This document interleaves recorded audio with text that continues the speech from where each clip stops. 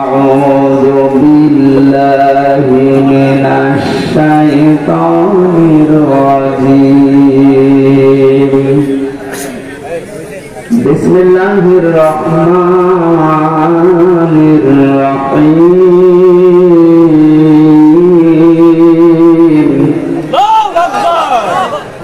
الذين يتبعون الرسول النبي الأمي مكتوبا عندهم في التوراة والإنجيل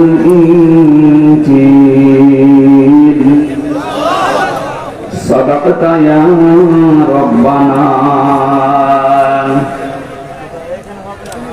عن علي رضي الله تعالى عنه قال قال النبي صلى الله عليه وسلم يوشك أن يأتي على الناس زمان لا يبقى من الإسلام إلا اسمه ولا يبقى من القرآن إلا رسمه مساجدهم عامرة وهي خراب من الهدى علماؤهم شر من تحت أديم السماء من عندهم تخرج الفتنة وفي دينهم تعود رواه البيهقي.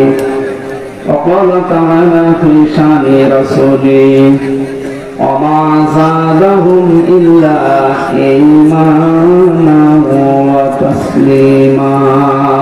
اللهم صل على محمد وآله وصحبه وبارك وسلم. الحمد لله. কথা বন্ধ করে ওইভাবে শোনেন, এখন ডিস্টার্ব হয়ে যাবে। এদেরকে বারবার বলা হয় নিচু করে দেবেন, এরা আসলে কি বলবো, এখন তো সময় নষ্ট হবে। যেভাবে আছেন এভাবে দেখেন, আগামী থেকে আমি ঠিক করবো ইনশাল্লাহ।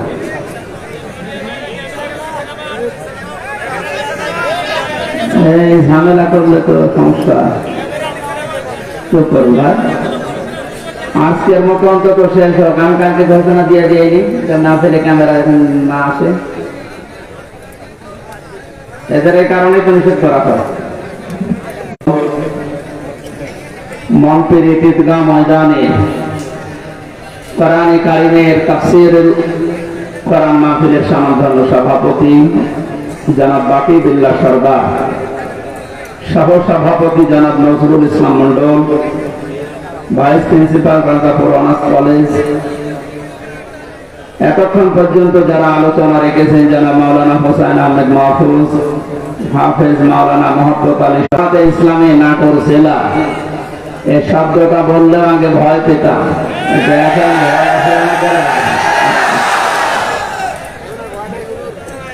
জামাতে ইসলামী নাটোর জেলার শ্রদ্ধাভাজন অ্যাসিস্ট্যান্ট সেক্রেটারি জনাব মাওলানা আব্দুল হাকিম দামাত বারাকাতুহুল আলিয়া, মাহফিলে বসা আছেন ইসলাম আতাল্লাহু উমরাহু ওয়া বারাকাল্লাহু ফি হায়াতি, বলেন আমিন। এতক্ষণ যারা এখনো পর্যন্ত সময় দিতে পারি না আমরা দুঃখিত, আপনাদের এই এলোমেলো অবস্থার কারণ। কথা বলেছেন আমার আগে সাবেক চেয়ারম্যান দৌলতপুর উপজেলা জনাব মোহাম্মদ আব্দুল আজিজ ভাই, জনাব সিদ্দিকুর রহমান সেক্রেটারি বাংলাদেশ জামাত ইসলামী বড়াইগ্রাম থানা, জনাব আব্দুল মান্নান মোল্লা সদস্য ৪ নম্বর নগর ইউনিয়ন পরিষদ। এরপরে যারা আলেম আছেন এখানে, আলেমদের হায়াতে তাজ্জেবা সিহাতে কুল্লিয়া কামনা করছি, সকলে বলেন আমিন। সামনে বসা মুসলমান ভাইরা, পর্দার আড়ালের সম্মানিতা মা এবং বোনেরা, প্রাণপ্রিয় নাটোরবাসী, আব্দুল আজিজ ভাই বলছিলেন না যে 17 বছর কথা বলার অভ্যাস নেই, সব ভুলে গেছি। আমাদের অবস্থা ওনারা তো তাও দিনের পর দিন একটু বাইরে থাকা, পালিয়ে থাকার সুযোগ পেয়েছে, আর আমরা এমন জায়গায় ছিলাম কথা বলা তো দূরের কথা, হা করাও যেত না, এমন জায়গায় রেখেছিল। সুতরাং আমরা অনেক কিছু ভুলে গেছি, আল্লাহ যেন আবার স্মরণ করিয়ে দেন জাতির উপকারের জন্য। যে আল্লাহ আমাদেরকে স্বাধীন বাংলাদেশে পরাধীন ছিলাম, আবার নতুন করে স্বাধীন হওয়ার একটা স্বাদ আমাদেরকে দেখালেন। সবচাইতে বড় স্বাদ পাবো যদি আল্লাহ কোরআন দিয়ে এই জমিনটা চলে। এইটা দেখতে মন খুব চায়। আমি 7-8 দিন আগে ছিলাম মালয়েশিয়া, দুবাই, সিঙ্গাপুরে, সমস্ত জায়গায়। এদের দেশে ইসলাম নেই, কিন্তু ইসলামের নিয়ম নীতিগুলো তারা মানে। 1,500 বছর আগে বিশ্বনবী যে জানিয়েছিলেন পবিত্রতা ঈমানের অঙ্গ, এটা শোনেননি কোনদিন? পাক পবিত্র থাকা এটা ঈমানের অঙ্গ। কোন কোন জায়গায় পেয়েছি এটা ঈমানের অর্ধেক। এই শব্দটা নিয়ে চিন্তা করেছিলাম, তিনি এত গুরুত্ব দিয়ে কথা বলার কারণ কি? সিঙ্গাপুরে যে দেখলাম এই হাদিসের বাস্তবতা চলছে। আমার সামনে একজন তার ছেলে একটা ঠোঙা, এই যে চিপস মিষ্টি চকলেট মকলেট খাবার পর এটা ঠোঙ্গা ফেলেছিল রাস্তায়। কোথায় ছিল পুলিশ জানি না, সঙ্গে সঙ্গে এটা ফেলেছে কে? আমার ছেলে বোঝে না, এই জন্য না, রাস্তাঘাটে কিছু ফেলা যাবে না, যখন ফেলেছে জরিমানা দেওয়া লাগবে। ধরে নিয়ে গেল থানায়। কি পরিষ্কার পরিচ্ছন্ন, কি মানে জায়গাটা দেখলে মনে হচ্ছে। রাতের বেলা যে বাড়িতে ছিলাম বললাম ভাই মশা, কিন্তু কিসের মশারি? কোন মশা নেই। দেখি কত বড় পরিষ্কার থাকলে একটা মশা চোখে দেখা যায় না, বলেন তো? এই জন্য বলছি ওদের দেশে ইসলাম ওরা মানে না, কিন্তু ইসলামের নিয়ম নীতি গুলো দেখলাম ফলো করছে। বিশ্বাস করে না ইসলাম যে শান্তির ধর্ম, এটা বিশ্বাস করে না। খ্রিস্টান আর বৌদ্ধ দেশে বেশি, কিন্তু ইসলামের নিয়ম নীতি ফলো করার কারণে, শুধু আইনের শাসন থাকার কারণে এই 17 বছর অনেকে শুধু মিথ্যা বলে উড়িয়েছে যে আইনের শাসন আমরা প্রতিষ্ঠা করেছি, কিচ্ছু করেনি। এই শব্দটা উল্টিয়ে বলা যায় যে বেআইনের শাসন প্রতিষ্ঠা করেছি। গতকালকে সাবেক অবৈধ আইন মন্ত্রী, অবৈধ বলা যাবে কারণ সরকারও অবৈধ, মন্ত্রীগুলো অবৈধ। ওনারে যখন ডিম উপর দিয়ে মারে, নিচ দিয়ে মারে, বিভিন্ন জায়গায় যখন ডিম দিচ্ছিল থেরাপির কারণে, শেষ পর্যন্ত বলেই ফেলেছে একটা দোষ আমার না, সব আমার উপর থেকে নির্দেশ দিয়েছে হাসিনা। এই কথাটা বলার পরে দেখো লোকটা হাসতেছে। আমার মনে হয় কার, আমার দেখ মামা এসেছে আজকে সাথে কুষ্টিয়া থেকে, অনেক মামা, ওর একটা হালকা তার কাটা আছে। আমার মনে হয় এই ব্যাটারও তার এরকম কেটে দিচ্ছে।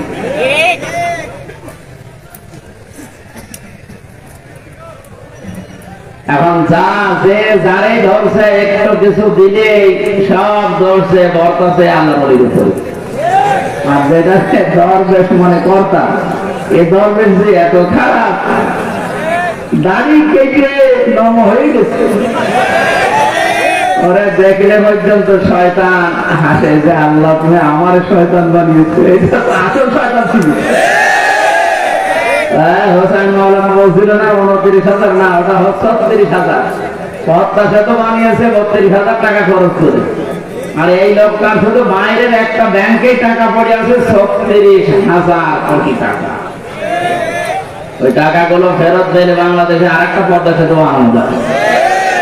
মালয়েশিয়ায় দেখলাম এই যে পেনাং থেকে এই আরেকটা শহরে যাবার সময় 2টা ব্রিজ পর পর, একটা মনে হয় 8 কিলোমিটার, একটা 17 কিলোমিটার। এই যে বিশাল বিশাল ব্রিজ তারা বানিয়েছে, বাংলাদেশেও সম্ভব শুধু এই দরবেশদের টাকাগুলো বাইরে থেকে নিয়ে আসা। এই জন্য যারা দায়িত্বে আছেন আহ্বান জানাবো, এসব দরবেশ হোক আর ধরবেশ হোক, এদেরকে এভাবে বিভিন্ন জায়গা দিয়ে ডিম যখন দিচ্ছে দিয়ে কি বলবো, এগুলো নিয়ে এই টাকা পয়সা গুলো সব আমাদের দেশে নিয়ে আসেন, দেশ ইনশাল্লাহ দাঁড়িয়ে যাবে। আমরা পবিত্র পরিষ্কার পরিচ্ছন্ন হওয়ার কথা বলছিলাম। স্বাধীন দেশে যেহেতু এখন আছি, চর্মচোখে 52 বছর 53 বছর আমার বয়স না, আমার বয়স 32-33 বছর। এখানে যারা আছে এরকম বহু বয়সের মানুষ আছে, এ মানুষগুলো সহ আমরা দেখেছি এই 52 বছর বিভিন্ন মানুষের দেশটা চালিয়েছে, কিন্তু কাঙ্ক্ষিত মানে চললে কেমন দেখা যায় এটা দেখতে বাকি আছে। এটা আমরা দেখতে চাই কিনা? এটা এমনি এমনি হবে? এমনি এমনি শুধু দোয়া করে হবে? কাজ করা লাগবে না? সুতরাং কোরআন দিয়ে চালাবে যারা, এরকম মানুষগুলোকে আজ আমরা ওখানে পাঠাতে চাই আর দেখতে চাই চর্ম চোখে। আল্লাহ আমাদেরকে তুমি একটু দেখার তৌফিক দাও যে জমিনটা কোরআন দিয়ে চলছে। দল মত নির্বিশেষে আমরা এই অনুষ্ঠানে ইবাদত মনে করে এসেছি। বলেন তো আলহামদুলিল্লাহ।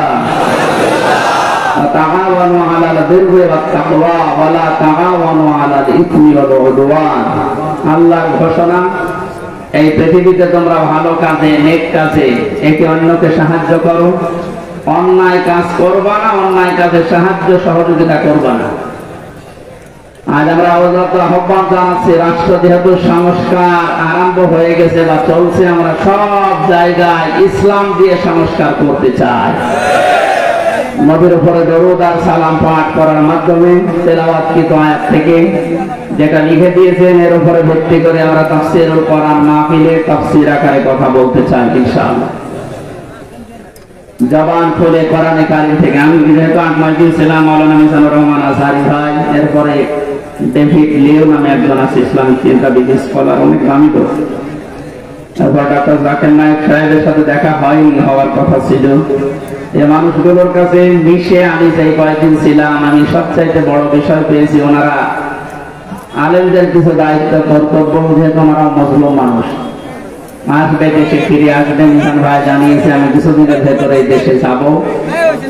আমি বলেছিলাম ভাই দেশে আসার পরে কুষ্টিয়া, আমার জন্মভূমি কুষ্টিয়াতে কোরআনের কথাগুলো চলে না, কারণ যে দুইজন শয়তান বাংলাদেশে আল্লাহ পাঠিয়েছে ওই জেলায়,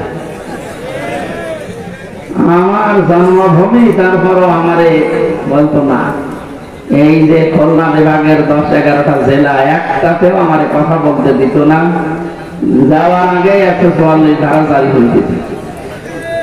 এখন যেহেতু সুযোগ এসেছে, ওনাকে বললাম আমার কুষ্টিয়া দিয়ে আপনি কোরআনের কথাগুলো আরম্ভ করবেন। উনি সময় দিতে চেয়েছি, দেখি দেশে আসুক ইনশাআল্লাহ। বাংলাদেশের প্রত্যেকটি জায়গা তখন আর জামাতের প্রোডাক্ট কেউ বলতে পারবে না। যারা বলতো তারা এখন খবরে। আল্লাহ রাব্বুল আলামিন তার কোরআনে কারীমকে যেন উন্মুক্ত করে দেন দেশের জন্য এবং প্রতিষ্ঠা করে দেন। বলেন আমিন। সূরা আরাফ, কোন সূরা বলেন তো? 157 নম্বর। একটা মাত্র আয়াতের 4 ভাগের 1 ভাগ আমরা পড়েছি। বিশ্বনবীর হাদিস লক্ষ লক্ষ, সেখান থেকে একটা হাদিস নবীজির জামাই হযরতে আলীর বর্ণনা করা, যোগের সাথে মিলিয়ে আমরা তেলাওয়াত করলাম।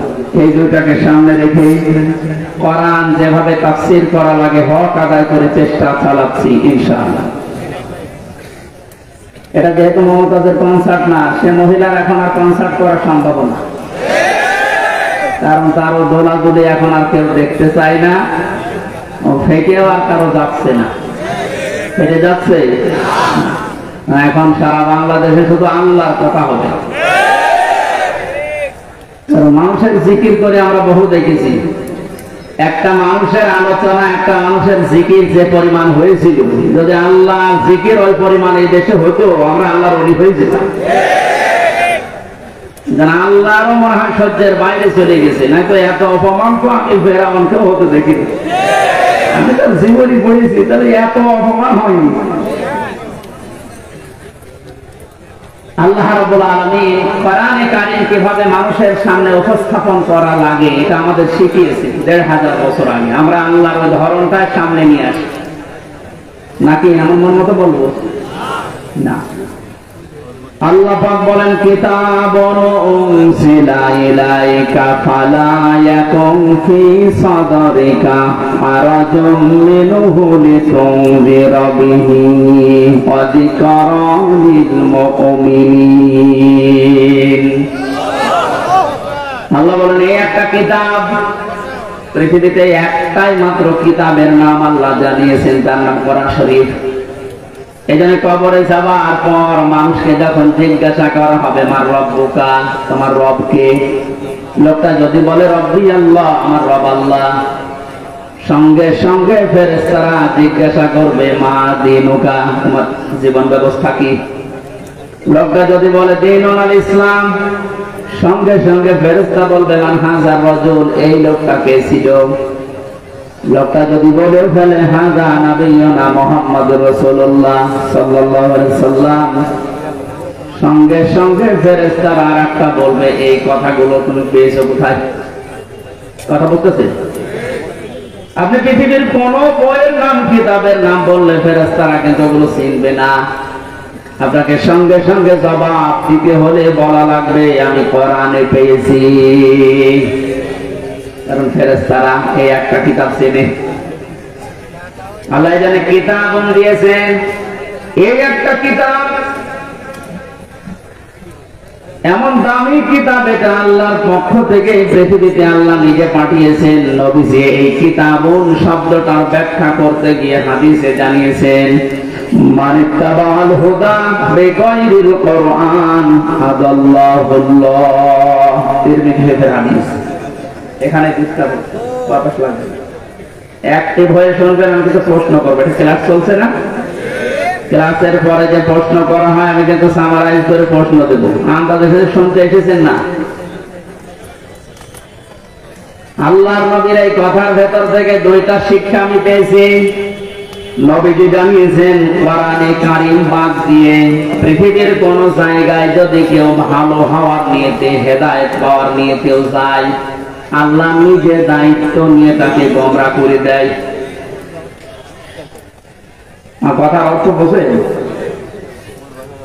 নবীজির হাদিসের শেষ অংশ ছিল আদাল্লাহুল্লাহ, আদাল্লাহ ইউদিল্লু, সুলাসে মুজাররাদ থেকে এসেছে। শব্দটা যদি ভাবে ইফআল থেকে নবীজি বলতেন যে দাল্লা আদাল্লাহ ইউদিল্লু, ভাবে ইফআল থেকে শব্দটা আসা, নবী দাল্লা ইয়াদিল্লু বলতে পারতেন। দল্লা ইয়াদিল্লু এ শব্দ দিলে বাংলা অর্থ হতো আপনি নিজেই নিজেকে খারাপ বানিয়ে ফেলেছেন, আপনি নিজের জন্য নিজে দায়ী, আর কেউ দায়ী না। দাল্লা শব্দ যখন আসবে বাংলা অর্থ তখন হবে আপনার হয়তো নিয়ত ভালো ছিল, আপনি কোন জায়গায় গিয়েছিলেন যে ভালো হয়ে যাব, কিন্তু কোরআন সেখানে ছিল না। এই জন্য আল্লাহ রাগ করে নিজে দায়িত্ব নিয়ে আপনাকে আরো খারাপ বানিয়ে দেবে। এটার জন্য সবচেয়ে বড় কারণ হচ্ছে পৃথিবীতে একটাই মাত্র কিতাব আল্লাহ মানুষকে হেদায়েত দেওয়ার জন্য সর্বশেষ পাঠিয়েছেন, তার নাম কোরআন শরীফ। কোরআন বাদ দিয়ে হেদায়েত দেওয়ার মতো কোন কিতাব কিয়ামত পর্যন্ত আর নেই। কথা বলতেছে? এজন্য সর্বপ্রথম আয়াত দেখবেন যালিকাল কিতাবু লা রাইবা ফীহি, কিতাবের আগে আলিফ লাম আছে। আল্লাহ নির্ধারিত করে জানিয়েছেন একটাই মাত্র কিতাব যেটা মানুষকে হেদায়েত দিতে পারে, তার ভেতরে কোনো সন্দেহ নেই, ভুল নেই, অবকাশ নেই। হাদিসের ব্যস্ততায় আমি যেটা পেয়েছি, বাংলার জনগণ, কোরআন যেখানে নেই ওই রকম জায়গায় এখন থেকে যদি আপনি ভালো হওয়ার নিয়তেও যান, আপনাকে আমির হামজা খারাপ বানাবে না, খারাপ বানিয়ে দেবে কে? এবার এক বাক্যে বলবেন হেদায়েত দেওয়ার একচ্ছত্র মালিকানা হামজার, বলেন নবীজির। আল্লাহ ছাড়া পথ কেউ দেখাতে পারে না, হেদায়েত দিতে পারে না। উনি যদি বলেন আমি তোকে খারাপ বানাবো, বলেন তো কে আছে আপনাকে পথ দেখাবে? বলেন। এই জন্যই আমার শেষ কথা, ফাইনাল কথা এইটাই, আজকে থেকে সিদ্ধান্ত দৃঢ়ভাবে নেওয়া লাগবে। কোরআন যেখানে নেই, সে যত বড় বাবার দরবার হোক, যত বড় রাজনৈতিক দল হোক, যেখানে কোরআন চলে না, কোরআনের কর্মসূচি নেই, আমি ওখানে যাব না। ওখানে যদি আমি ভালো হওয়ার নিয়তেও থাকি, তাহলে আমাকে খারাপ বানিয়ে গোমরাহ বানিয়ে জাহান্নামে পাঠাবে কে? আমার মনে হয় এই অবস্থা যদি আজ আমরা বাংলার 18 কোটি জনগণের ভেতরে 10 কোটি মানুষ মেনে নিতে পারি, এদেশে আমরা গোমরাহি থেকে মুক্ত হব। আল্লাহ রাব্বুল আলামিনের হেদায়েত আমাদের জন্য আম হয়ে যাবে। আশা করছি আপনি কথাটা মেনে নেবেন আপনার প্র্যাকটিক্যাল জীবনে, যে কোরআন যেখানে নেই ওই রকম দলে আমি আজকে থেকে আর নেই। এটা শুধু সামিয়ানা নিচ পর্যন্ত শেষ, বাইরে নিয়ে যাবেন তো। যেখানে কোরআন নেই তাহলে যদি আপনি জানো ভালো হওয়ার নিয়ত আপনার ছিল, কিন্তু আপনাকে আল্লাহ ভালো রাখবে না।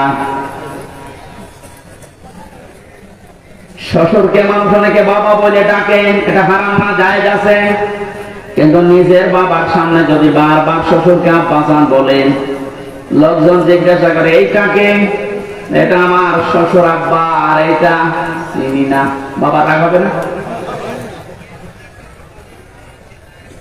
বাবা বলা জায়েজ আছে বলে আপনি একেবারে সব সময় মুখে ফেনা তুলে ফেলবেন আব্বাজান বলে, আসল যেটা জন্মদাতা বাবা, ওর কোনো খবর নেই। ওনার মনে যেমন দুঃখ লাগার সম্ভাবনা আছে, কোরআনে কারীম আল্লাহ হেদায়েত দেওয়ার জন্য পাঠিয়েছেন। এটা বাদ দিয়ে সত্যি যদি আপনি কোন জায়গায় আপনার নিয়ত ভালো নিয়েও যান, আল্লাহ কিন্তু দায়িত্ব নিয়ে আপনাকে খারাপ বানিয়ে দেবে। আল্লাহ এই জন্য শব্দটা প্রথমে দিয়েছেন কিতাবুন, এই একটা কিতাব উনজিলা ইলাইকা, হে নবী আপনার প্রতি আমি এটা নাযিল করেছি। ফালা ইয়াকুন ফি সাদরিকা হারাজুন মিনহু লিতুনজিরা বিহি। এই কিতাব দিয়ে যখন ওয়াজ করবেন, এই কিতাব দিয়ে আপনার উম্মতদেরকে যখন সতর্ক করবেন, তখন আপনার মনের ভেতরে যেন কোনো সংকীর্ণতা না আসে। হারাজুন শব্দের ব্যাখ্যা পেয়েছি আমি তাফসীরে দুইটা, একটু খেয়াল করেন। এক নম্বরে কোরআনে কারীম দিয়ে যখন আপনি মানুষকে বোঝাবেন, তাফসীর করবেন, ব্যাখ্যা বিশ্লেষণ দিবেন, তখন আপনার মনের ভেতরে যেন এই ধারণা না আসে, না জানি অনেকে আবার মন খারাপ হয় কিনা। এরকম মানুষের দেশে ছিল না, কোরআন দিয়ে বলতো কিন্তু কেটে যেত, চেপে যেত, গোপন করতো, মনে মনে ভাবতো সব যদি কোরআনের কথা ওপেন ভাবে এভাবে খোলাখুলি বলি, সবার মন পাওয়া যাবে না, অনেকে আমার উপর মন খারাপ করবে। এই জন্য নবীজিকে আল্লাহ প্রথমে শব্দ দিয়ে জানিয়েছেন, আপনি যখন কোরআন প্রচার করতে যাবেন তখন আপনার মনের ভেতরে যেন কোনো সংকীর্ণতা কাজ না করে, দেখে কি বলল। দুই নম্বরে আবহমান কাল থেকে অনেক নিয়ম নীতি ইসলাম মনে করে মানুষ পালন করে আসছে। আপনি যখন কোরআনে কারীমের কথাগুলো সঠিকভাবে তুলে ধরবেন, ওইগুলো টিকবে না, এমনি কেটে যাবে। তখন হয়তো অনেকের মন খারাপ হবে, আপনি সবার মন তো পাবেন না। এই জন্য আপনাকে বলছি, কে কি মনে করবে বলবে, কারো দিকে তাকাবেন না। আপনার মনও যেন ছোট না হয়, সংকীর্ণ না হয়। সঠিক কথাগুলো তুলে ধরার দায়িত্ব আপনার, আর হেদায়েত দেওয়ার দায়িত্ব আমি আল্লাহর। যিকরালিল মুমিনিন, কোরআন শরীফ আমি আল্লাহ দিয়েছি মুমিনদের জন্য, এটা উপদেশ। এই আয়াতটা সামনে রেখে আজকে আমরা তেলাওয়াত কি আয়াতের তাফসীর করব ইনশাআল্লাহ। এবার বলি আমরা, আউযু বিল্লাহি মিনাশ শাইতানির রাজীম, বিসমিল্লাহির রহমানির রহিম। আল্লাযীনা ইয়াত্তাবিউনার রাসূলান নাবিয়্যাল উম্মিয়্যাল্লাযী ইয়াজিদুনাহু মাকতুবা।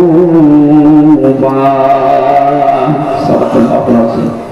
কোন সূরা বলেন তো? আরাফ। আরাফ মানে প্রাচীর। আরাফ মানে কি? বিভিন্ন অর্থ আছে। আরাফের অন্যতম অর্থ হচ্ছে আরাফ মানে প্রাচীর। কিয়ামতের দিন আল্লাহ জান্নাত জাহান্নামের মাঝে একটা প্রাচীর দাঁড় করাবে, কিছু মানুষকে আল্লাহ ওই জায়গায় বসাবে, জান্নাতেও দেবে না, জাহান্নামেও দেবে না, ওখানে স্টিল তারা বসে থাকবে, দাঁড়িয়ে থাকবে। খেয়াল করে, এদিকে এত নড়াচড়া, কি সমস্যা কি? এদিকে আসার দরকার নেই। দেখেন তো কি বলে, দেখেন না, আমি তো বলব হয়েছে, ঠিক না। আপনি যদি আমল করতে না পারেন তাহলে আসার দরকার নেই। নামকরণ বলছি, তাফসীর করার জন্য 13টা জিনিস সামনে রাখা লাগে। আমরা উসুলে তাফসীরের যে নিয়ম পড়েছি, এখানে কত আলেম বসে আছে দেখতে পাচ্ছেন না? নাকি ফাটে যায় একজনকে লাগিয়ে দেবো? ছাতা করলে কি ইবাদত থাকবে? কষ্ট হচ্ছে গরমে আমাদের, তারপর যেটা ইবাদত, এই কারণে আমরা বসে আছি কিছু নেওয়ার জন্য, নাকি? আরাফ, কি নাম বললাম? এটা একটা প্রাচীর, জান্নাত জাহান্নামের মাঝে আল্লাহ রাখবে। নামকরণের ভেতরে আমি তাফসীরে তাবারী থেকে বলছি। এটা নবীকে বলেন সাহাবীরা, এখানে আল্লাহ যাদেরকে বসাবেন এদেরকে জান্নাতেও দেবে না, জাহান্নামেও দেবে না, একেবারে স্থির। প্রশ্ন করলেন সাহাবী, হে নবী, এদেরকে আল্লাহ জান্নাতে দিচ্ছে না, কারণ কি? বিশ্বনবী জানিয়েছেন, এই মানুষগুলোকে আল্লাহ জান্নাতে দেবে না তার অন্যতম কারণ এরা মা বাবার সাথে খারাপ আচরণ করত। এরা নামাজ পড়েছে, রোজা রেখেছে, ভালো ভালো কাজে রমজান দুনিয়ায় দিয়েছে, দান সাদকা এদের সব ছিল, শুধু একটা বিষয়, পারিবারিক জীবনে মা বাবার সাথে এদের ভালো ব্যবহার ছিল না। এখানে কোরআনে কারিমে আল্লাহ জানিয়েছেন, ক্বাদা রাব্বুকা আল্লা তা'বুদু ইল্লা ইয়্যাহু ওয়া বিল ওয়ালিদাইনি ইহসানা। আমি আল্লাহ রায় দিয়েছি। রায় দিচ্ছেন কে? আমি আল্লাহ রায় দিয়েছি, ফয়সালা করেছি, সিদ্ধান্ত নিয়ে ফেলেছি যে আমি আল্লাহ ছাড়া কারো ইবাদত করা যাবে না, আর মা বাবা যাদের আছে তাদের সাথে ভালো ব্যবহার করা লাগবে। আয়াতের ভেতরে দুইটা বিষয় বেশি। কয়টা? এই যে আল্লাহর ইবাদত করা লাগবে, আল্লাহর আইন মানা লাগবে, কোনো প্রশ্ন করা যাবে? বলেন বলেন, আপনার বুঝে আসুক বা না আসুক, আল্লাহর আইন, আল্লাহর ইবাদত মাস্ট বি। আপনাকে এই জন্য আল্লাহ বানিয়েছে। তাহলে আল্লাহর আইন মানা এটা ফরজ। আল্লাহর আইন মানা কি? আরো জোরে বলেন। মা বাবার আইন মানা কি?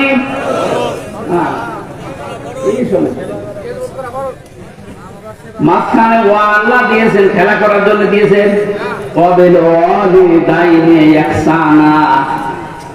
মা বাবার আইন মানা ফরজ না, মা বাবার সেবা করা ফরজ। মা বাবার পেছনে খরচ করা, তাদের সেবা শুশ্রূষা করা, এটা কিন্তু নফল না, মুস্তাহাব না, মুবাহ না। এটা আল্লাহর নামাজ যেমন পড়েন ঠিক ওই রকম ফরজ। মানুষগুলো এই কাজ করে না, এই জন্য আল্লাহ এই জায়গায় দাঁড় করিয়ে রেখেছেন। সাহাবী বলেন, হে নবী, এদেরকে আল্লাহ জাহান্নামে দেয় না কেন? তাহলে বিশ্ব নবী বলেন, সাহাবীরা এই মানুষগুলো দিন কায়েমের জন্য দুনিয়ায় আন্দোলন করেছে, চেষ্টা চালিয়েছে, এই কারণে জাহান্নামে দেয় না।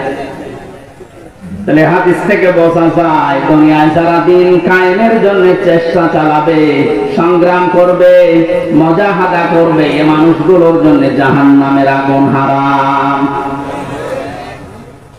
আমরা জাহান্নামে যেতে চাই না, কারণ যারা আমরা ইসলাম এই পৃথিবীতে দাঁড় করানোর জন্য, কায়েম করার জন্য চেষ্টা চালিয়ে যাচ্ছি, খাদেম হিসাবে, কামলা হিসাবে, আমাদেরকে আল্লাহ জাহান্নামে দেবেন, আপনি বিশ্বাস করতে পারেন। তো পারিবারিক জীবনে যেন এমন কোন কাজ আমরা না করি যে না আমরা জান্নাতেও যেতে পারছি না। এখন একটা ছোট্ট প্রশ্ন এখানে আছে, আজ হাজার লক্ষ পরিবারে আমরা অনেকেই চেষ্টা করে যাচ্ছি যে পারিবারিক জীবনে আমরা শান্তি সুখে কাটাবো, যেন জাহান্নামে যাওয়া না লাগে মা বাবার সাথে আচরণ খারাপ করার কারণে। তো অনেক পরিবারে আমরা বাস্তবে দেখতে পাচ্ছি, স্ত্রীর কারণে আর স্ত্রীর মা বাবার এই পরামর্শের কারণে অনেক সংসারে সন্তান মা বাবার সাথে ভালো আচরণ করতে পারছে না।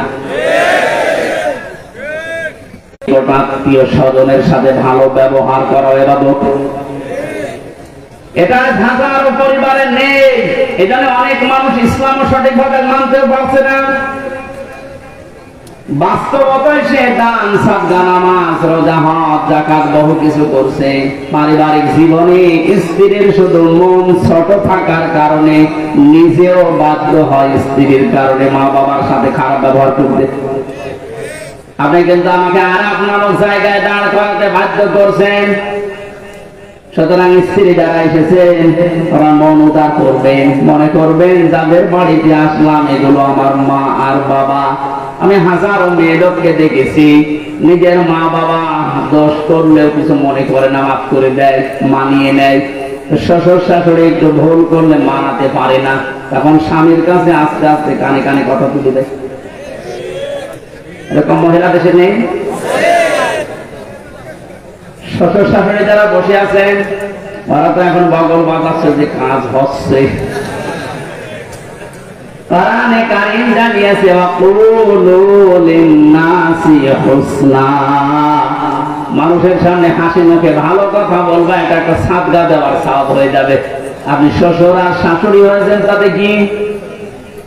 মেয়েটা 18 বছর, 20 বছর, 22 বছর পরে আপনার বাড়িতে এসেছে, এটাকে নিজের মেয়ের মতো মনে করতে পারেন না। আল্লাহর কসম, আমি আল্লাহকে সামনে নিয়ে বলছি, সাক্ষী করে বলছি, সত্যি যদি মা আর বাবা নিজের মেয়েকে নিজের ছেলেকে যে নজরে দেখে, পুত্রবধূকে এই নজরে যদি দেখতে পারতো, আমরা হাজারো সন্তান আর আপনার জায়গায় থাকতাম না। আহ্বান জানাচ্ছে, আমরা তো চেষ্টা করছি, কিন্তু আপনাদের এই ছোট মনের কারণে পারছি না।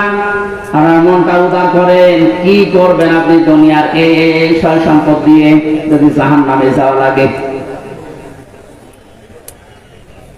আল্লাহ আমাদেরকে আর আপনাকে এই জায়গায় যেন দাঁড় করিয়ে ভাগ্য হত না করেন। নবীজি কিন্তু হাদিসের শেষে আর বলেননি যে এরা যাবে কোথায়, বলেন তো এই হাদিসে পর্যন্ত থাকলে কি দাঁড়াচ্ছে অর্থ? জান্নাতেও যেতে পারছি না শুধুমাত্র এই কারণে, জাহান্নামও আল্লাহ দিচ্ছেন আমি ইসলামী আন্দোলন করার কারণে। অথচ এই জায়গায় যদি দাঁড়িয়ে থাকা লাগে আবাদান আবাদান, আমার মতো হতভাগ্য মানুষ আছে। আল্লাহ আমাদেরকে হেফাজত করুন, বলেন আমিন। মক্কায় নাযিল হয়েছে সূরাটা, 206টা আয়াত আছে, 20টা রূপ, 16টা রূপ আছে।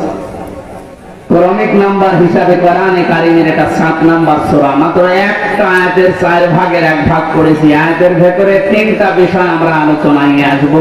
এই 13টা বিষয় আজকের আলোচনায় আছে, আমরা একটা একটা করে তাফসীর আকারে শুনছি। আপনারা আছেন তো?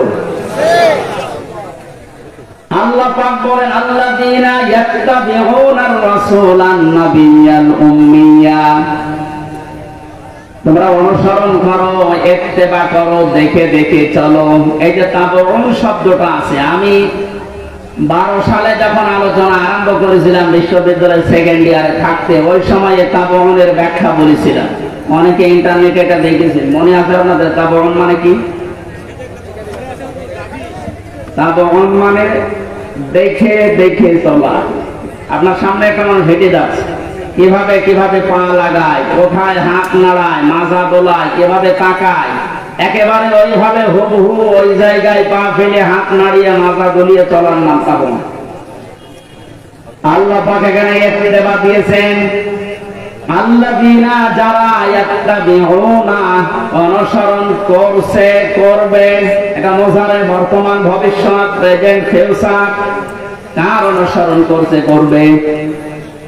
রাসূলান নাবিয়্যাল উম্মিয়্যা, বিশ্বনবীর পরিচয় আল্লাহ এখানে দিয়েছেন 3টা। 1 নম্বরে রাসূল ছিলেন তিনি, 2 নম্বরে তিনি ছিলেন নবী, 3 নম্বরে তিনি ছিলেন উম্মি। এবার আসেন তো, রাসূল কাকে বলে, নবী কাকে বলে, উম্মি কাকে বলে? এই পৃথিবীতে বহু নবী এবং রাসূলের কথা আমরা শুনেছি, 1,24,000 নবী রাসূলের কথা আমরা জানি। পৃথিবীতে আল্লাহ মানুষকে হেদায়েত দেওয়ার জন্য, পথ প্রদর্শন করার জন্য পাঠিয়েছেন।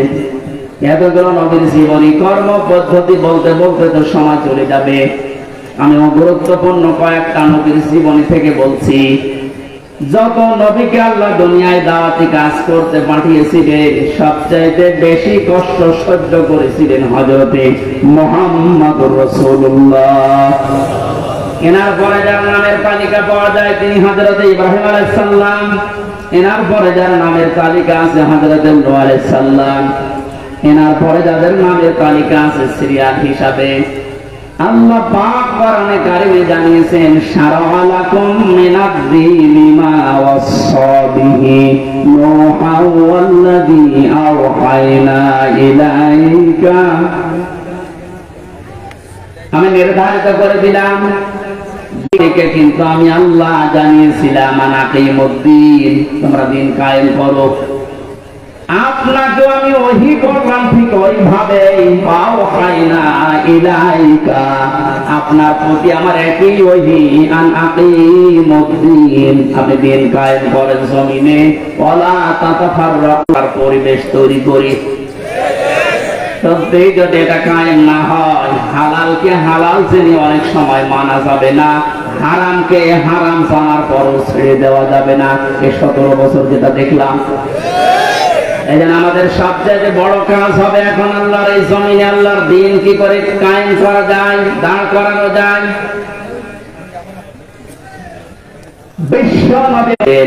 ওয়ালাকাদ বা'আথনা ফি কুল্লি উম্মাতির রাসূলান আন ইউবুদুল্লাহ ওয়াজতানিবুত তাগুত। রব্বুল আলামিন বলেন এ পৃথিবীর যত ওয়ালাকাদ বা'আথনা ফি কুল্লি উম্মাতির রাসূলান, প্রত্যেকটি জাতির জন্য আমি আল্লাহ রাসূল পাঠিয়েছিলাম। প্রতিটি নবী আর রাসূলদের জীবনের দায়িত্ব মূল ছিল দুইটা, তারা উম্মতদের কাছে যেই বলতেন আল্লাহর ইবাদত করো। কার ইবাদত? এই শব্দটা নিয়ে হাজারো জায়গায় আমরা এই দেশের ভেতরে অনেক ভেজাল দেখতে পাচ্ছি। অনেক কিছু জানি ইয়ার কি মাছ রেখে বসে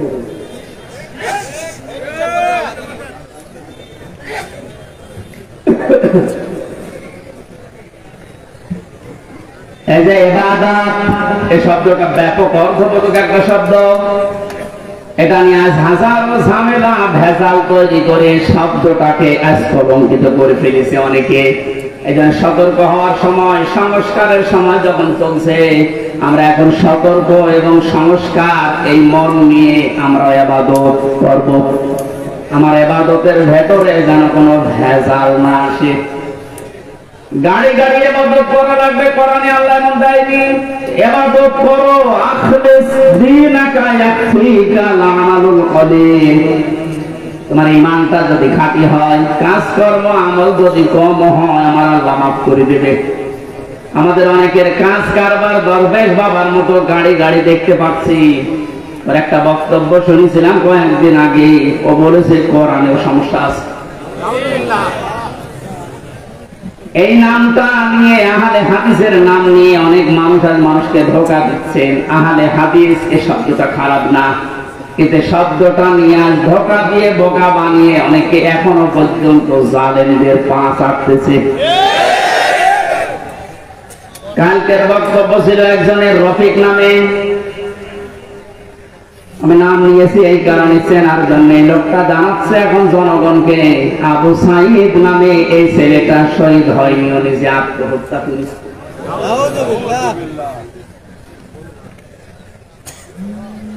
বিশ্বনবী কোরআন হাদিসের ভেতরে তিনি স্পষ্ট ভাবে জানিয়েছেন, কেউ যদি দেওয়াল চাপা পড়ে মারা যায় সে শহীদের মর্যাদা পায়, পানিতে ডুবে মারা যায় শহীদের মর্যাদা পায়। এ কথা কি নতুন শুনছে? বলেন। আগুনে পড়ে যদি কেউ মারা যায় সে যদি শহীদের মর্যাদা পায়, অ্যাক্সিডেন্ট করে মরলে যদি শাহাদাতের মর্যাদা পায়। এই পৃথিবীর ময়দানে জালেমদের জুলুমের সামনে মোকাবেলা করতে গিয়ে নিজের জীবনটা যে দিয়ে দিল, তাকে আপনি শহীদ বলতে আপনার অসুবিধা লাগে কোন জায়গায় বলেন তো দেখি?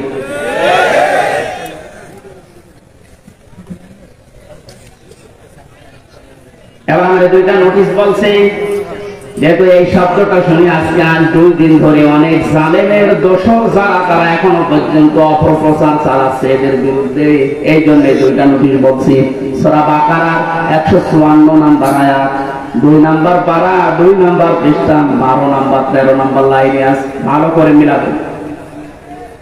আল্লাহ পাক বলেন, ওয়ালা তাকুলু লিমান ইয়াকতাদু ফি সাবিলিল্লাহি আমওয়াত বাল আহয়াউ ওয়ালাকিন লা তাশউরুন। আপনি হয়তো এভাবে এতদিন চিন্তা করেননি, যেভাবে আমি বলছি মিলিয়ে দেখেন। আল্লাহ বলেন, ওয়ালা তাকুলু, হে পৃথিবীর লোকেরা, কেউ এ কথা মুখ দিয়ে বলবা না। কথা বলে মানুষ কি দিয়ে? বলুন না কেন? এজন্য মুখের উপর আল্লাহ নোটিশ দিয়েছেন, কেউ এ কথা বলবা না। একজন দুইজন না, কেউ বলবা না, বহু বছর। লিমান ইয়াকতাদু ফি সাবিলিল্লাহি আমওয়াত, আমি আল্লাহর জন্য, মানবতার জন্য যারা জীবন দিয়ে গেল, এই মানুষ মরে গেছে, কথা বলবা না। বাল আহয়াউন, বরং তারা জীবিত। ওয়ালাকিন লা তাশউরুন, কিন্তু তোমরা টের পাও না। এটা তো মুখের উপর আল্লাহ দিবে, মানুষ মুখের উপরে অন্তরেও ধারণা করতে পারে। ধারণা করা কি দিয়ে? অন্তর দিয়ে মানুষ যেন ধারণাও না করে যে তারা শহীদ হয়নি, তারা এমনি মারা গেছে, কথা যেন ধারণাও না করে।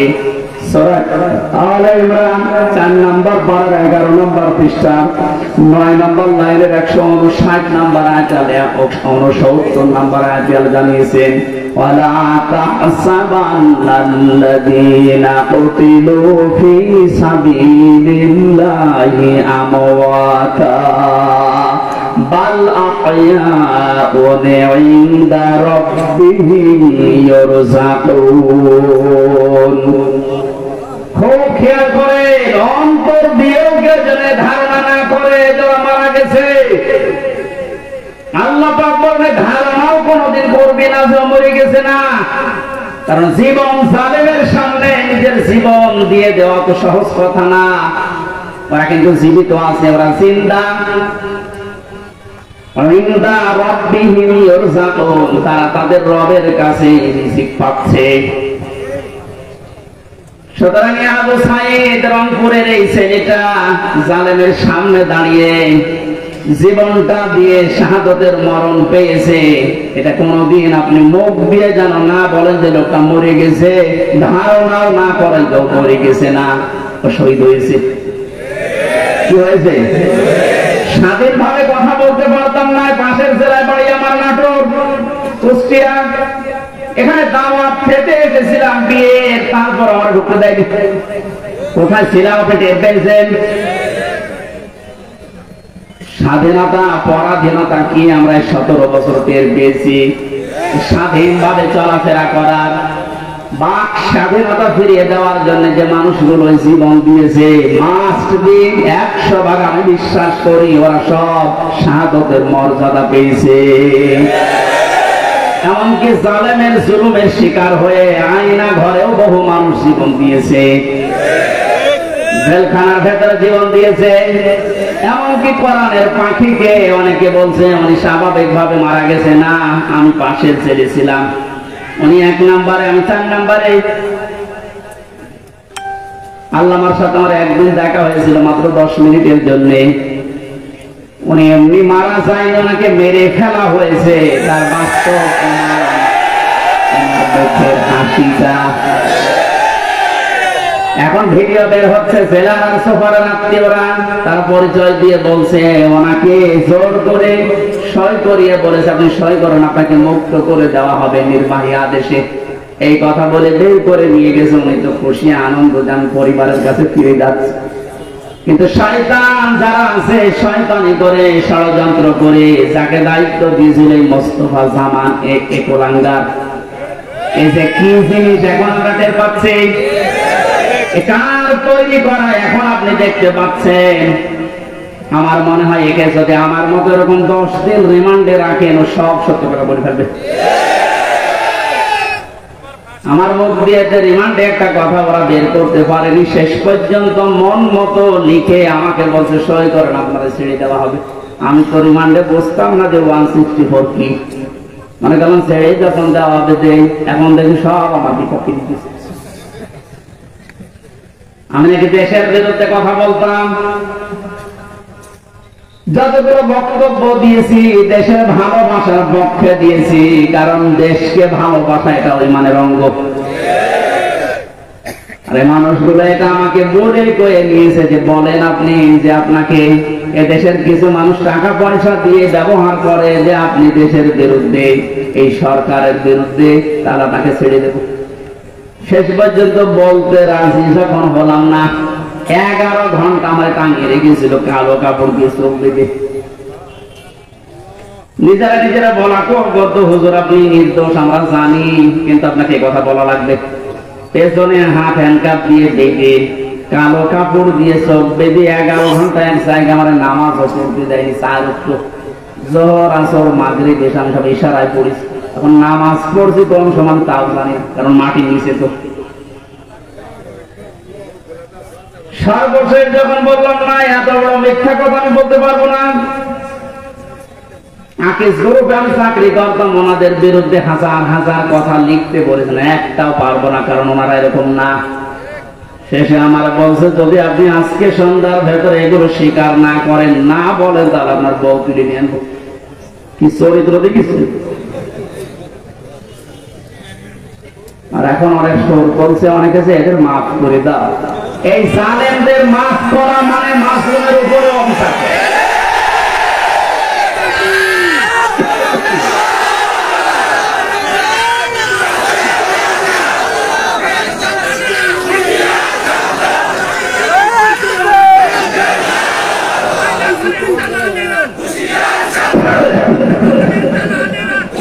আমার ভাইরা, আপনি আমান আজমের জীবন ফিরিয়ে দিতে পারবেন? ব্যারিস্টার আরমানের স্ত্রীর কাছে কি জবাব দেবেন বলেন? কোথায় পৌঁছিয়েছেন তার জীবনটা? কি ট্যালেন্টেড সন্তান ছিল মীর কাসেম আলীর। আমি জেলখানায় থাকতে এক কারারক্ষী এসে আমার একটু দিন ওর বাড়ি রাজবাড়ি, রাত 12টার পরে যখন ডিউটি হয়েছে এসে বলছে হুজুর একটা গোপন কথা বলি, কাউকে যেন বলেন না এখানে, তাহলে আমার সমস্যা হবে। কি হয়েছে বলে, আমি সেদিন দায়িত্বে ছিলাম মীর কাসেম আলীর, যেদিন ফাঁসি হবে লোকটাকে যে বললাম স্যার আর সময় নেই মাত্র 3 ঘন্টা আছে, আপনি প্রস্তুতি নেন। উনি আমারে বলছে ভাই কারারক্ষী এখনো তো সময় 3 ঘন্টা আছে, আমি 2 ঘন্টা ঘুমাই, তুমি আমারে ডেকে দিও। আল্লাহর কসম আমি আল্লাহকে সামনে নিয়ে বলছি যা যা বলেছে একটাও মিথ্যা কথা না, সবগুলোই এইভাবেই বলেছিল। আমি পাহারা দিতে গিয়ে দেখলাম লোকটা ঘুমিয়ে গেল। 2 ঘন্টা পর ওনারে ডাকলাম, ঠিক ঘুম থেকে উঠলো, গোসল করে রওযু করে শেষের নামাজটা শেষ করে একটা চা বানিয়ে বলছে নেন। বললাম স্যার আমি চা খাবো না। আপনার কিছুক্ষণ পরে বলে জানি আমি আর মাত্র 15 মিনিট আছে। জল্লাদ শাহজাহান এসে গেছে, ডাক দিয়ে নিয়ে যাচ্ছে, বলেন চলেন। উনি আমারে বলছিল ভাই আমির হামজা আপনাকে আমি বলি আমিও তো মানুষ, উনিও মানুষ, মাত্র 3 ঘন্টা ধরে আমার ফাঁসি, তার 2 ঘন্টা ঘুম আসলো কি করে? এই লোকটার সন্তান ব্যারিস্টার আরমান, উনি কিন্তু ওই সময় জানে যে আপনার ছেলে গুম হয়ে আছে, মরে গেছে না বেঁচে আছে তাও জানে না। বাংলাদেশ না বিশ্বের ভেতরে যদি আমার মনে হয় 100 জন মানুষ থাকে যে মানুষকে কর্মসংস্থান তৈরি করে দেয়, তার ভেতরে মীর কাসেম আলী একজন। কত কিছু দুনিয়ায় তার ছড়িয়ে আছে, আপনি হিসাব করতে পারেন কি হামজার মতো সে? তার স্ত্রী সন্তান কোথায় আছে সে কিচ্ছু জানে না। এই কঠিন মুহূর্তে তার নিজের হাজার যারা অনুসারী, তার সহকর্মী যারা হাজার হাজার মানুষ পালিয়ে বেড়াচ্ছে, জেলখানায় আছে, আটক আছে, মরে গেছে, সব কিছু তার কাছে সংবাদ আসতেছে। এমন কঠিন সময় লোকটা 2 ঘন্টা ঘুমিয়েছে। এমনি ঘুম আসবে না, অবশ্যই আমার আল্লাহ তাকে সূরা হামিম সিজদার 30 নম্বর আয়াত ফেরেশতা দিয়ে শুনিয়েছে। কোরআনে কারীম জানিয়েছে ইন্নাল্লাযীনা ক্বালু রাব্বুনাল্লাহু সুম্মা মাস্তাকামু তাতানাজ্জালু আলাইহিমুল মালাইকা আল্লা তাখাফু ওয়া লা তাহজানু ওয়া আবশিরু বিল জান্নাতিল্লাতী কুনতুম তুআদুন। আল্লাহ পাক বলেন, যারা এই কথা বলে যে আল্লাহ তুমি আমাদের রব, আমি ঠিকই আছি এই কথার উপরে, আল্লাহর সঙ্গে সঙ্গে তার বিপদে আপদে পড়লে ফেরেশতা নাযিল করবে। এই জন্য তাতানাজ্জাল দিয়েছেন আল্লাহ, একজন দুইজন পাঠায় না, মালায়েকা বহু বছর হাজারো ফেরেশতা তার জন্য আল্লাহ পাঠিয়ে সান্ত্বনা দেয়, আল্লাহ তাখাফু ওয়া লা তাহজানু, কোনো ভয় নেই, কোনো চিন্তা নেই। ওই জান্নাতের সুসংবাদ গ্রহণ করো, আল্লাতী কুনতুম তুআদুন, যার ওয়াদা আল্লাহ করেছে। আমার মনে হয় ঠিক মীর কাসেম আলী শহীদ উনি আল্লাহর ফেরেশতাদের দ্বারা শুনতে পেয়েছিলেন, সন্তান ব্যারিস্টার আরমানের জন্য চিন্তা নেই, হাজার হাজার সহকর্মীর জন্য চিন্তা নেই, এগুলো আল্লাহ সব দেখবে, তুমি জান্নাতে প্রবেশ করো। তাছাড়া কি বলে ঘুম এসেছে আমার তো বিশ্বাস হয় না, আমিও তো ছিলাম, আমার তো ঘুম আসতো না, রাতের পরে রাত আমি বিনা ঘুমে কাটিয়েছি। ঘুম আসে না, কি করবো, 2-3টা ঘুমের বড়ি খেয়েও ঘুম আসে না।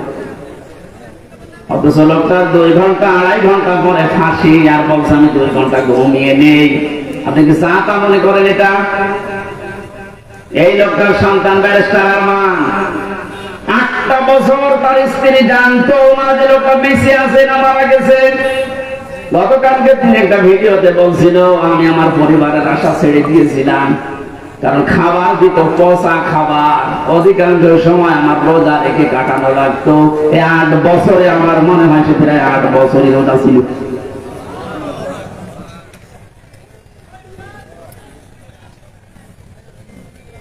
কোথায় পৌঁছিয়েছে তারা এই মানুষগুলো? আর উল্টা পাল্টা এখনো পর্যন্ত অনেক জালেমের দর্শকরা ধারণা করে যাচ্ছে যে কি করেছি যে আমাদের দেশ থেকে তাড়িয়ে দিল। কি করেছেন আপনি টের পাচ্ছেন না? আপনি যদি কিছু না করেন, আপনার শুধু আইনা ঘরের কারণে ফাঁসি হওয়া দরকার।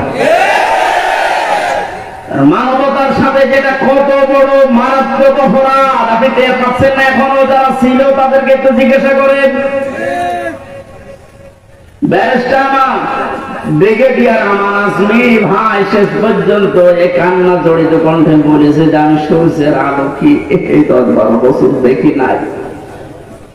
এদিকে 1.5 হাত, ওদিকে 1.5 হাত, আমার যে মাটির নিচে ছিলাম ওখানে তাও এদিকে 3.5 হাত, এদিকে 2.5 হাত ছিল, আর আরো ছোট। এরপর জালেমদের পক্ষে আপনি সাফাই গান, জালেমদের পক্ষে কথা বলেন। মানুষ আপনারও বিবেক মরে গেছে। মজলুম অবস্থায় এখনো আছে, এখনো পর্যন্ত অসুস্থ, আমার শরীর এখনো স্বাভাবিক হয়নি, এখনো মুসাফির অবস্থায় আছে। দোয়া করছে আল্লাহ কিয়ামতের আগে কোন জালেম যেন এই দেশে আর ফিরে আসতে না পারে। আমরা যারা আছি এই দেশে এখন, আমাদের আলেমদের উচিত হবে নবীরা রাসূলরা তাদের যে পরিচয়গুলো আল্লাহ তুলে ধরেছিলেন, নবীর কাজ কি, রাসূলের কাজ কি, এই পরিচয়গুলো আমরা এখন জনগণের সামনে তুলে ধরবো। তাদের কর্মসূচি 6টা। কয়টা? তারা হালাল করতো পবিত্র জিনিস। আজ বাংলাদেশে হালাল করা লাগবে পবিত্র জিনিসগুলো, আর হারাম করতো তারা অবৈধ জিনিসগুলো। বাংলাদেশে এখন প্রত্যেকটা সেক্টরে এখনো পর্যন্ত হারাম জিনিস জিয়ে রাখা হয়েছে। এদিকে তাকায়, যারা দায়িত্বে আছেন, অন্তর্বর্তীকালীন সরকার থেকে শুরু করে যারা এখন দায়িত্বে আছেন, এই মুহূর্তে আপনাদের সিদ্ধান্ত নেওয়া লাগবে এই জালেমদের সহযোগী যতগুলো ছিল প্রত্যেককে ইমিডিয়েটলি এখনই ওদেরকে বহিষ্কার করা লাগবে। এটা সংস্কার যেহেতু চলছে, নবীদের কর্মসূচি 6টা ছিল, তার 2য় নম্বর এটা হালালকে হালাল বলে বৈধ জায়গায় দিয়ে দেন। এই 17 বছর যারা বৈধ চাকরিতে উন্নতি পায়নি তাদের কাছে উন্নতির ওই জায়গায় দেওয়া লাগবে, আর যারা অবৈধ ভাবে আন্দাজে চেয়ারের পর চেয়ার পেয়েছে তাদেরকে নিচে নামানো লাগবে। ইসলামী ব্যাংক থেকে শুরু করে বাংলাদেশের যত ব্যাংকিং ব্যবস্থা, বিচার ব্যবস্থা, প্রশাসন, ব্যবসা, প্রত্যেকটি দিক আর বিভাগে যেহেতু সংস্কার আরম্ভ হয়েছে, এই সংস্কার ইমিডিয়েটলি কয়েকদিনের ভেতরে করা লাগবে। এখনো পর্যন্ত হারাম খোর ছাড়া এদের অভ্যাস এখনো যাবে না। বলেন না হুজুর দোয়া করে, নূহ নবীর চাইতে আমি বড় হয়ে গেছি। নূহ নবী দোয়া করেছিলেন না, কি বলেছিলেন? লা তাযারা আলাল আরদি মিনাল কাফিরিনা দাজ্জারা ইন্নাকা ইন তাযারহুম ইউদিল্লু ইবাদাকা ওয়া লা ইয়ালিদু ইল্লা ফাজিরান কাফারা। আমরা বহু চেষ্টা করেছি এদের পেছনে, 9.5 বছর দাওয়াত দিয়েছি। এদের যে চরিত্র, এদের আন্ডা বাচ্চা পর্যন্ত যেন জমিনে একটাও না থাকে, কারণ যেটা থাকবে ওর পেট থেকে যেটা আসবে ওইটা হবে হারাম। এজন্য জুলুমের পুনরাবৃত্তি আমরা আর দেখতে চাই না। এটা মারাত্মক একটা অপরাধ, সবচাইতে বড় অপরাধ এই গুম। এটা মানুষকে আপনি মেরে ফেলতে পারতেন, সংবাদ দিতেন যে লোকটা মারে গেছে।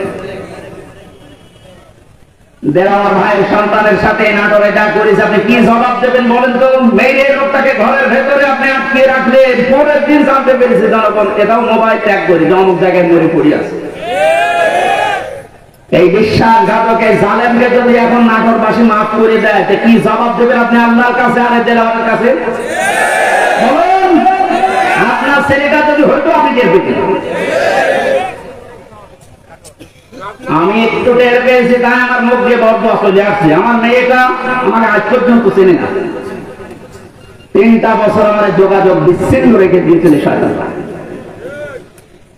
ওরে আমি 8-9 মাস রেখে গিয়েছিলাম, এখনো তো বয়স 4 বছর। আমার এখনো পর্যন্ত আমার কাছেও আসে না, আমার ডাকেও না, আমার কাছে আসে না। কারণ মনে করো বিভিন্ন হুজুর আসতো ওই রকম একদম। আমি জেলখানা থেকে যেদিন বের হয়ে বাড়িতে গেলাম, আমার বলছো হুজুর আমাদের বাড়ি চলো। আপনি হাসতেছেন, আমার মনের ভেতরে কত দুঃখ জানেন। আমার নিজের মেয়ে আমার চিনি না, যে জালেমদের কারণে, জুলুমের শিকার হওয়ার কারণে ওদেরকেও যেন ওদের বংশধর না আছে। মাফ করে দিন। মাপ আপনি এই জায়গায় থাকলে আপনার মুখ দিয়ে মাপ বের হতো। কিসের মাপ? সংস্কার যখন চলছে, নবীদের কর্মসূচি 6টা, এই 6টার ভেতরে 1 নম্বরে এইটা যে হালাল জিনিসকে হালাল জায়গায় নিয়ে এসে বৈধতা দান করেন। সুতরাং সেই মুহূর্তে বাংলাদেশের সবচেয়ে বড় কাজ হবে, যারা এতদিন পর্যন্ত জুলুমের শিকার হয়ে ওই জায়গায় যেতে পারেনি, ব্যাংকিং ব্যবস্থা বলেন, বিচার ব্যবস্থা বলেন, প্রশাসন বলেন, ব্যবসা বলেন, আজ ওদেরকে ওই জায়গাগুলো পৌঁছিয়ে দেওয়া লাগবে। আর হারাম কাজ যেগুলো হারাম হিসাবে হারাম ঘোষণা দেওয়া লাগবে। হারাম এ দেশে নেই, কথা বলেন না কেন? বহু অবৈধ জিনিস অলরেডি বন্ধ হয়ে গেছে, সামনে আরো বন্ধ হবে ইনশাআল্লাহ। কোরআনে কারীম থেকে আবার বলছে, আল্লাহ রাব্বুল আলামিন জানিয়েছেন, হে পৃথিবীর মানুষেরা, 3 নম্বর নবীদের কাজ ছিল সৎ কাজে আদেশ করবে, তারা অসৎ কাজে বাধা দেবে। আজ বাংলাদেশ জামাতে ইসলামীর সর্বোচ্চ দায়িত্বে যিনি আছেন ডাক্তার শফিকুর রহমানের দিকে আপনি তাকান। 4টা দিন এই লোকটার সাথে আমি এক ঘরে ছিলাম, কাশিমপুর কারাগারে। এটা মানুষ বলা যায় না, আমার মনে একটা ফেরেশতা। তার যে ঈমান কোন পর্যায়ে আপনি তার সাথে না মিশলে বুঝবেন না। মনে করছেন জামাত ইসলাম, না, কিসের জামাত? সে জামাতের ঊর্ধ্বে। লোকটাকে আমি একদিন বলছি, স্যার আমি তো 3 বছর আছি, আমি যোগাযোগ বিচ্ছিন্ন, ওইভাবে বলতে পারি না, আমার দেয় না। আমার আর মাওলানা মামুনুল হকের মোবাইল দিত না, অন্য সবাইকে দেয়, আমাদের দেয় না। হেফাজতের আরো যারা আলেম ছিল তাদের দিত না। ওনাকে দেওয়ার পরে দেখলাম 4টা লাগিয়েছে। দেখা করতে যে বললাম, স্যার এখানে একটা উপায় আছে, আপনি যদি অনুমতি দেন তাহলে আপনাকে এই আরক্ষীদের মাধ্যমে একটা কায়দা করে মোবাইল এনে দিই, ছোট মোবাইল, আপনি কথা বলতে পারবেন চুরি করে। কি বললে? কার সাথে কথা বলবো? অথচ তার ছেলেটাও পাশের জেলে আছে, তার ছেলেও ডাক্তার, পাশের 1 বিল্ডিং পরে তার ছেলে জেল থাকতেছে। কি হিন্দাল সার্কিয়া, কি শয়তানের নাম, উল্টো পাল্টা নাম দিয়ে মামলা। তার স্ত্রী অসুস্থ হয়ে পড়ে আছে, সে যে একটু খবর নেওয়ার জন্য না কার সাথে কথা বলবো, আমার বলছে হামজা আমি সবাইকে, আমার দল সহ সবাইকে আমি আল্লাহর কাছে দিয়ে এসেছি। এই কঠিন মুহূর্তে এই কথা মুখ দিয়ে বের হওয়া আমি মনে করছি আর কি, আপনি জায়গা মতো জানতো ওটা মুখ দিয়ে কথা বের হয় কিনা। 5 তারিখের পর থেকে এই লোকটার যে উদ্যোগ দেখতে পাচ্ছে, আজ আমরা সারা বাংলাদেশ সহ যে অ্যাক্টিভিটিস, যে কাজগুলো, সব কাজের আদেশ অসৎ কাজে বাধা দেওয়ার জন্য যে ভূমিকাগুলো পালন করছে, আমার মনে হয় এভাবে যদি আল্লাহ চালায় কিছুদিনের ভেতরে এটা আমরা দেখতে পাবো। শুরু হয়ে গেছে আল্লাহর দিনের ভেতরে মানুষ এখন দলে দলে বালে বালে প্রবেশ করছে, তাদের অন্তত বিবেক একটু জাগ্রত আছে। বহু শিক্ষিত মানুষ আমি কথা বলি তো মাঝে মাঝে দেখি না, আর কি করব, জীবনটা নষ্ট করে ফেলেছে জালেমের কথা শুনে, বাকি জীবনটা অন্তত ইসলামের কাছে দিয়ে আখিরাতটা তৈরি করি। যেহেতু কোরআনে কারীমের ঘোষণা এটা, হে নবী যখন আসবে আল্লাহর সাহায্য তখন আপনি বিজয় দেখতে পাবেন, আর বিজয় আসবে দলে দলে মানুষ ইসলামে প্রবেশ করবে, এটা এখন দেখতে বাকি আছে। শুরু হয়ে গেছে অলরেডি। 20% মানুষ এই দেশে দিন কায়েম হোক এটা চাইতো, কিন্তু এই 5 তারিখের পর থেকে আজকে 19 তারিখ মাত্র এই কয়েকদিনে জরিপ পেলাম, অলরেডি 35% মানুষ এই দেশে এখন চাচ্ছে যে দিন এই দেশে কায়েম হোক। এভাবে চলতে থাক, দেখবেন 51% পার হয়ে যাবে অন্তত কিছুদিনের ভেতরে। আর 51% হয়ে গেলে দেশে ইসলাম কায়েম করা কোনো দাদা ঠেকাতে পারবে না।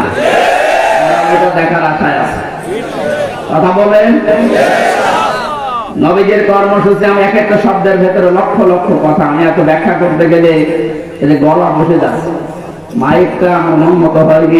2 নম্বর প্রচন্ড গরম, তো ভেতরে ঘেমে ঘাম গায়ে বসে যাচ্ছে, এই জন্য গলা বসে যাচ্ছে। বোঝা নামিয়ে দেবে, এটা নবীদের কর্মসূচির ভেতরে ছিল। বোঝা নামিয়ে দেয়নি আল্লাহ।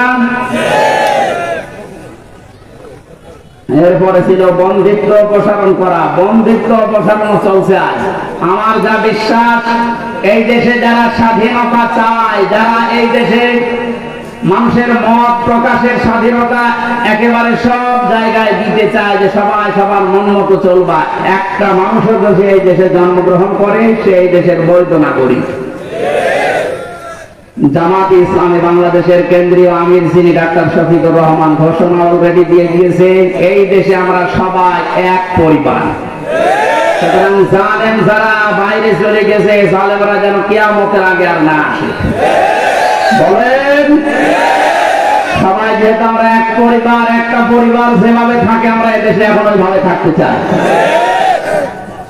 রাষ্ট্র সংস্কার অলরেডি চলছে। বন্দিত্ব যারা ছিল এখন তাদেরকে মুক্ত করার এই সংস্কারও চলছে। বিনা কারণে যারা বিনা বিচারে আটক অবস্থায় ছিল, আল্লাহ যেন এটা তাড়াতাড়ি খুব দ্রুত করে দেন। বলেন আমিন। নবীদের এখান থেকে আমরা যারা উম্মত, তাদের 4টা কাজ এই মুহূর্ত থেকে শুরু করা লাগবে। 1 নম্বরে আল্লাযিনা আমানু, যারা ঈমান আনার দরকার আমাদের এখন। ঈমান এখন বলেন আমার ঈমান নেই মানে আমি মুসলমানের ঘরের সন্তান, আমার বাবা ইমানদার, দাদা ইমানদার, আমি ইমানদার না।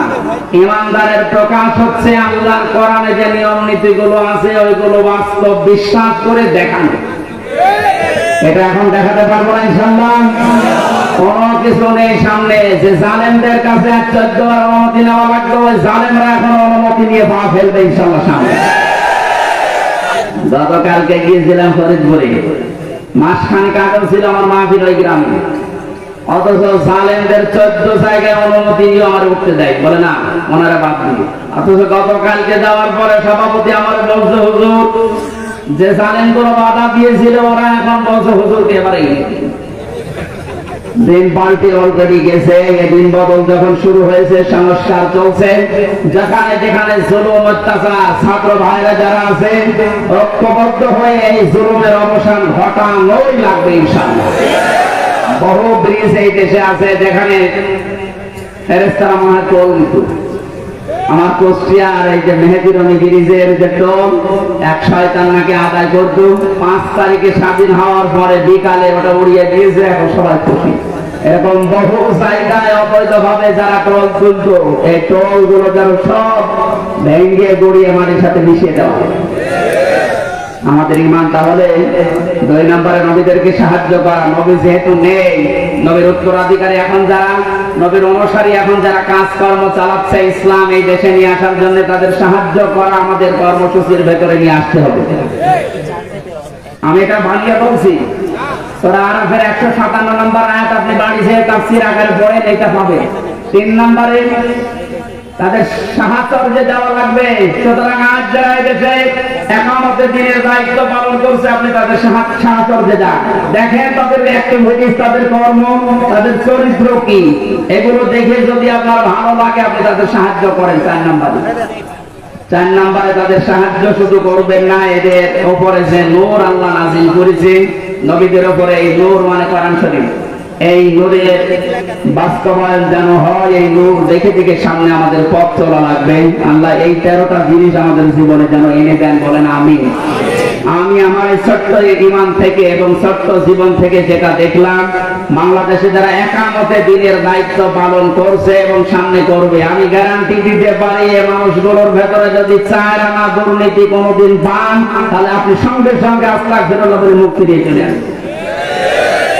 আমার বিশ্বাস, আমি যা পেয়েছি, যা দেখেছি, 4 আনা দুর্নীতি এদের ভেতরে পাবেন না। এদের অনেক নাস্তিক পর্যন্ত আজ বলতে বাধ্য হচ্ছে, এরা যদি 5টা বছর চালাতে পারে এই দেশে শান্তি কাকে বলে আপনি দেখতে পাবেন।